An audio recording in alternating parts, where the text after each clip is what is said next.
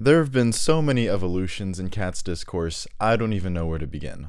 Andrew Lloyd Webber makes this insane musical, mortgages his house to finance it, and against all odds, it becomes one of the longest running shows in history, paving the way for the mega musical. People eat it up for a number of reasons. Impressive choreography, songs that lodge themselves into your head even if you don't necessarily like them, spectacle after spectacle, and I think for a specific audience, the musical tapped into a specific sexual affinity. The show also primarily serves to showcase individuals and manages to include just about every theater kid archetype imaginable, catering to all of them, fostering the common theater kid mindset that, on the surface it's all about community, but really, everyone just wants to show each other up and have the spotlight to themselves. I have these cryptic memories of watching a taping of Cats on VHS as a kid, probably the 1998 David Mallet one. I obviously wasn't paying attention to anything other than the images I was seeing, and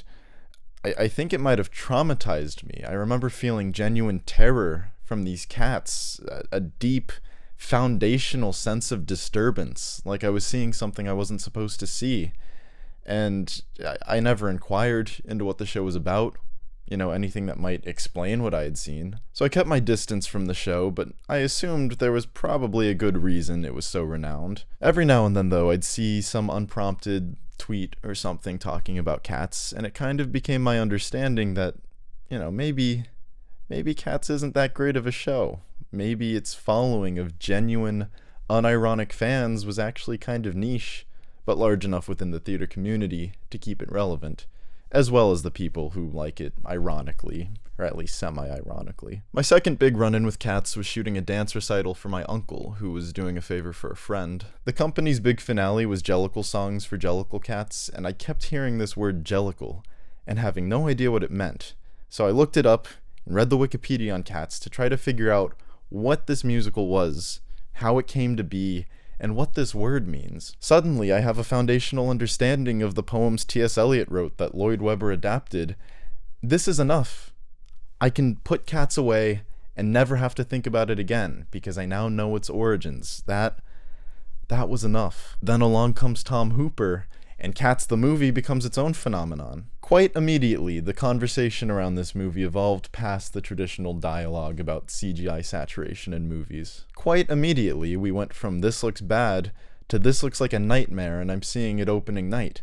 David Lynch could never. And I think there's good reason for this. Some people in makeup and costumes no longer scare me. What scare me now are seemingly disembodied heads masked onto bodies that maybe at one point were costumes but are now layered in CGI to make this half-robot, half-human, full cat atrocity. So it's true. This movie's a nightmare. The scaling is all over the place, making these things feel much smaller than actual cats. Their movements and special effects, and even the production design and blocking, all convey a sense that we're watching a stage production, even though through other filmic language, Hooper's trying to tell us that this is a cinematic experience.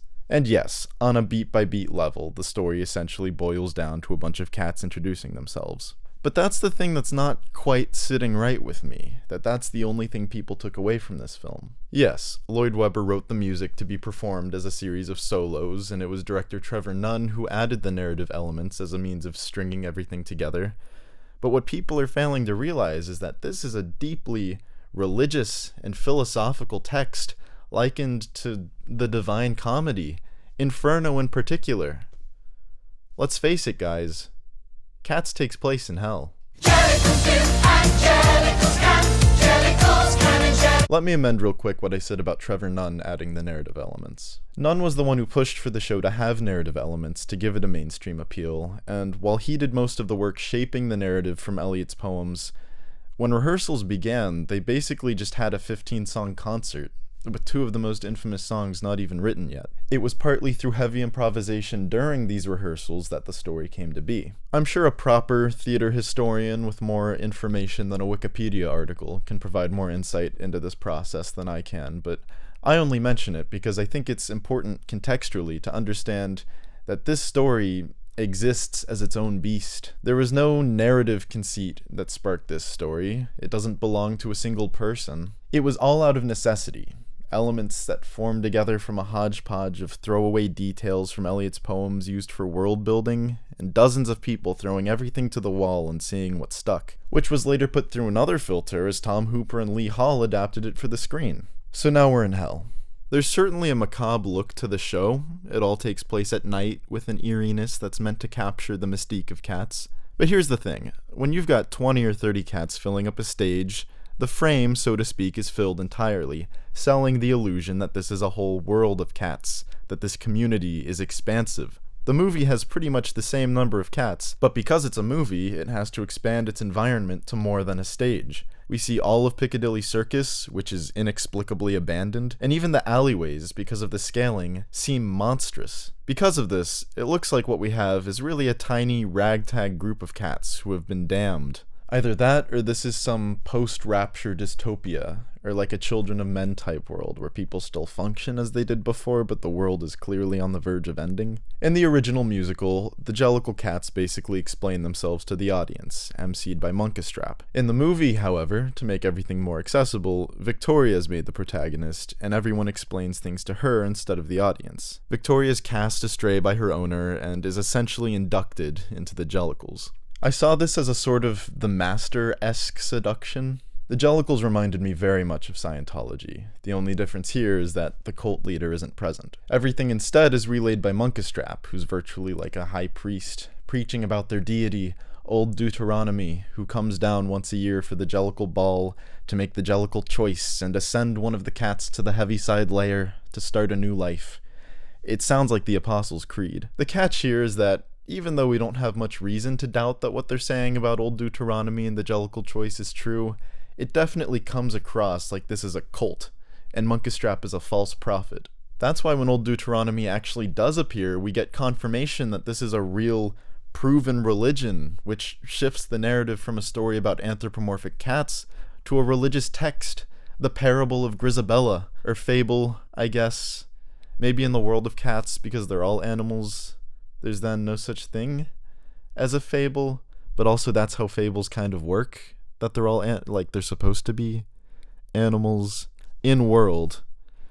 But I think the real world context is important. Like this is a story within a world of animals, a story about animals within a world of animals, whereas fables in our world are fables because they're stories about animals within a world of, I guess we're still animals, but presented for humans to read.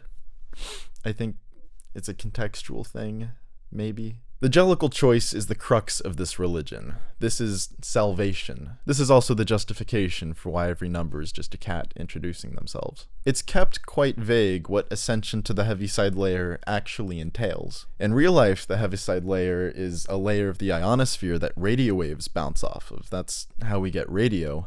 So if that's meant to be heaven in the world of cats, you can't tell me that's not fucking dystopian. But it's explained as a path to a new life. One could interpret this as simply going to heaven and starting a new life in heaven, free of the misery they're subjected to in this hellscape. Another interpretation involves literal rebirth, which I think is more what Lloyd Webber and Nunn and maybe even Eliot were going for, as this is supposed to quintessentially cover the essence of being a cat, and having 9 lives is crucial to the mythology of cats. Cats in real life, not cats and cats. But also cats and cats, because they are, you know. This of course poses some of the questions that always come with rebirth or reincarnation. Do you keep your memories? Are you a new person entirely? There's a mention in Jellicle songs for Jellicle cats of being an alumnus of heaven or hell. Do you spend time in either place and are then sent back to this purgatory? What happens is eventually Grisabella the Glamour Cat, a less diabolical Norma Desmond type who's been excommunicated by the Jellicles, explains how miserable she is now. Part of her outcast in the movie is because of past involvement with McCavity, but I'm pretty sure that was just added for the movie to kind of tie things together more narratively and cathartically. Point is, she's miserable and decrepit, and because she's deemed the most in hell, the cat with the most insufferable life, due to being ostracized, she is then the Jellicle choice, and she ascends to the Heaviside Layer. The song that convinces Old Deuteronomy to choose Grisabella is called Memories, which is the most renowned number in the whole show. So this leads me to think that when a cat is reborn, she doesn't keep her memories, seeing as how Grisabella is trying to escape her own, or is at least dismayed that she thinks she has to live with them for the rest of her life. So if rebirth here canonically means you lose your memories, what separates rebirth from just death? Are all these cats competing to die? I'm not going to really dive into that discussion right now, because it's been had in the context of religions in our world, and I'm sure those discussions are a lot more fruitful than anything I could talk about right now. But Cats, in its depiction of rebirth, definitely takes from the ethos of those discussions. The other question this poses is, do cats have a finite number of rebirths? They must, right? The whole 9 lives thing is the whole reason rebirth is an element of the story in the first place. So why is that finiteness never addressed in the story? Is it because they've lost their memories, so the only thing important to them is their current life and their next life? Does that mean a cat could be on their last life and not know it? What happens if they ascend to the Heaviside layer? Do they just die and go to either heaven or hell and just stay there? No alumnus or anything? This leads me to my next question, which could potentially recontextualize the whole mythology of cats. Again, the rebirth plot element was added because cats have 9 lives. However, all of these cats are competing to be the Jellicle choice for rebirth. So does that mean ascension to the Heaviside layer is the only way to access these rebirths, and that's why everyone wants it? Because one could very well interpret this as a story in which all cats have 9 lives, therefore all cats are reborn 8 times. However, because rebirth erases all memory of past lives, the cats don't know that they have 9 lives, which would explain why they never reference it. Eventually, a cult or religion forms under the notion that the Heaviside layer is the only means of granting a cat rebirth, when in reality, the Heaviside layer just kills whatever cats ascend there because it's so high up in the atmosphere, and because they're a cat, like every other cat, they are then reborn. But again, because they don't know they have 9 lives, this seems to be confirmation enough that their beliefs are right, thus legitimizing the Jellicle religion in their minds. There are, of course, holes in this interpretation. How would they be able to track a rebirth to confirm that they're right? It's the same as any other religion, entirely based in faith. Old Deuteronomy is said to have lived like 99 lives, and apparently remembers them all, but that's just Old Deuteronomy's word that Monkestrap is blindly endorsing. It's possible that Old Deuteronomy is a prophet, and that's why they have more than 9 lives, and remember all of those lives, but it's also possible that because we know that all cats have 9 lives, that's our indicator that Old Deuteronomy is a false prophet. With this, we've sort of horseshoed back to where we were at the start, and Cats is just a story about people who believe something that may or may not be true.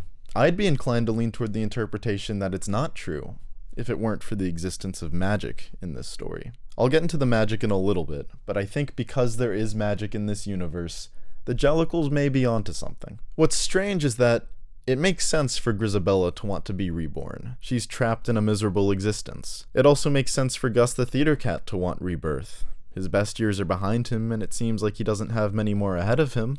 But why does everyone else compete? They all seem pretty content, and even braggadocious of their lifestyles. Skimbleshanks has the whole fucking railway relying on him. If he's reborn, everyone's fucked. I think it's possible that because there are so many Jellicle cats, and only one can ascend once a year, the Jellicle choice is such an exclusive thing that a cat could be competing their whole life and still never make the cut.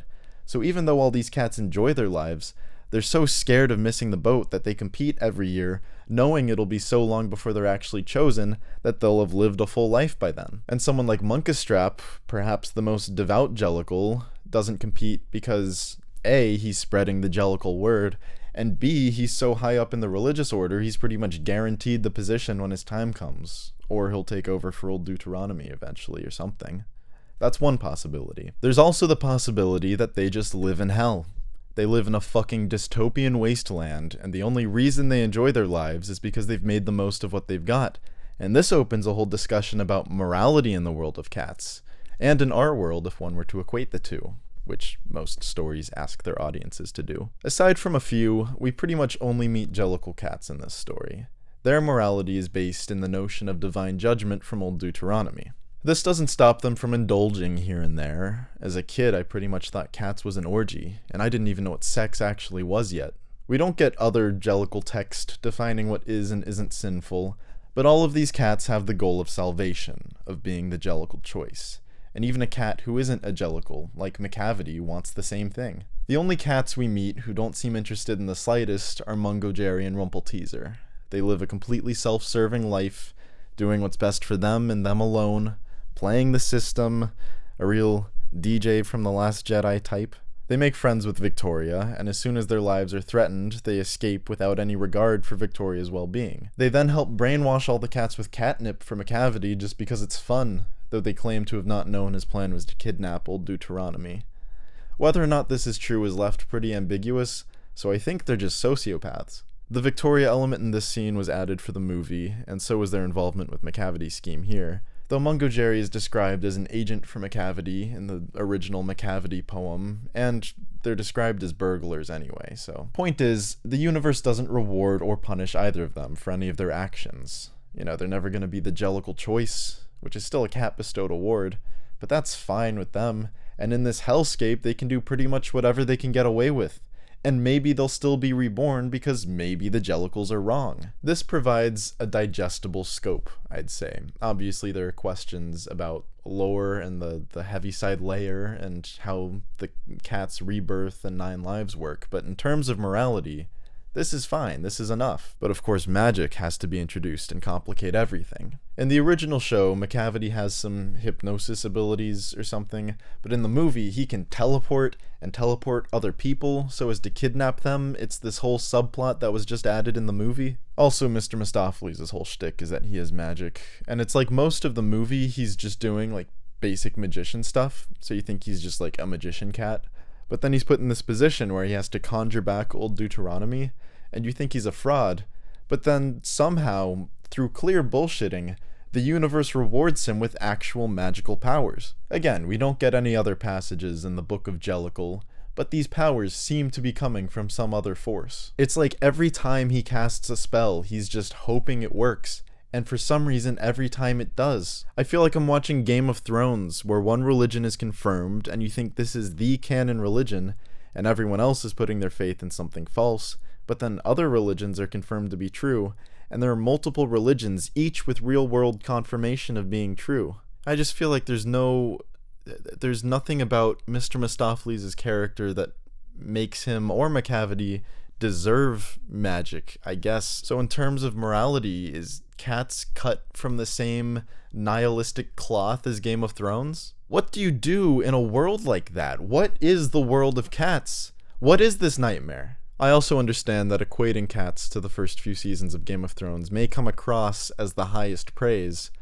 I'm not going to qualify anything. And that has nothing to do with the implications of other species. Jenny Anydots sings about helping the mice and cockroaches, which are portrayed by humans, but she fucking eats them. They're all portrayed by humans, so I assumed there was like an animal solidarity thing, that they're just like different races who live together in hell, so eating one would be like cannibalism, but no one bats an eye. This is clearly normal. So is this just the jungle?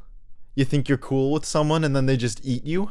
I guess there's only solidarity on a species-to-species basis, and even then, is this deliberate commentary? Is this the moral crux of cats? Or is it just incidental? Then there's the question of the apex predator, which is a little unclear, because dogs are painted as such a threat, but there's a number about savage dogs attacking each other, and it's the well-adjusted cat who steps in and puts them in line, as though it's trying to say something like order is what separates cats from the other species, sort of like trying to separate humans from animals. Is that what this is going for? Apparently from the original poem, Pollicle Dogs and Jellicle Cats, Pollicle comes from poor little and Jellicle comes from dear little, which is how Eliot's niece, whom he primarily wrote the poems for, pronounced those phrases. Pollicles, or Pollicled dogs, aren't much of a presence in the show, but I think there's definitely room for some commentary on the discrepancy between these two groups. Religious commentary, perhaps, Pollicles and Jellicles. If what we're seeing is literally a religious text for the Jellicles, then it's possible that they're trying to demonize this other Pollicle religion in an attempt to convince of its own legitimacy. And then that opens up a whole discussion about religion and where to draw the line, like where preaching one's own beliefs delves into propaganda territory. How much of preaching religion is fundamentally propagandistic? But again, all this lore was patched together from bits of poems, rehearsal improvisation, individual songs that were set in stone but needed some grout to hold them together. So I could keep going and speculate about stuff like the portrayal of other animals, or religious commentary, or identifying who society ostracizes and why, and try to come to a definitive conclusion. That was actually the video I wanted to make, but for one, I don't think I'm really equipped to talk about that stuff in a productive way yet, and for two, I don't think that stuff was strongly considered when crafting the narrative in the first place. When your priority is finding a means of stringing musical numbers together, yeah, you have to think about what's compelling about a story, what the emotional core is, but I don't think that approach lets you focus as much on the subtext, and the danger there is that now this story exists with this nightmarishly absurd premise and elements that reach into other conversations and ask anyone who's paying attention to wonder why it is the way it is. And if the story doesn't even know those answers, how are we supposed to come to any conclusions? There's something to be said for stories with textual details left vague so as to publish it and have it in the ether for people to make their own conclusions about it. But I don't think that's what this is. I think it's a scrapped together popsicle stick sculpture.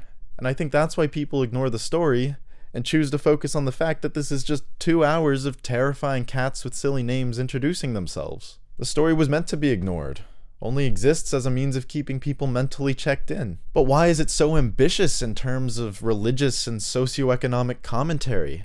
Why is the breadth of potential analysis so vast? Clearly the cast and crew of the original show cared about fleshing out characters and giving each cat personality, but that doesn't explain why the premise is so fucking outrageous. Is Cats just an anomaly? With inoffensive source material so absurd that when extrapolated, this is the only product you can get?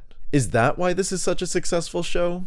That outside of the people who love it for the music and choreography and the spectacle of it all, there are people who just can't wrap their head around what the story is really about? Because I would be lying if I said I didn't want to see it again just to get another read on it.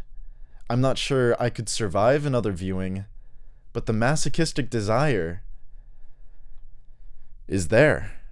So I guess none of it matters. You know, Jellicles can and Jellicles do. We're all in hell. Links to my Patreon and social media are in the description. Thank you for watching. Goodbye.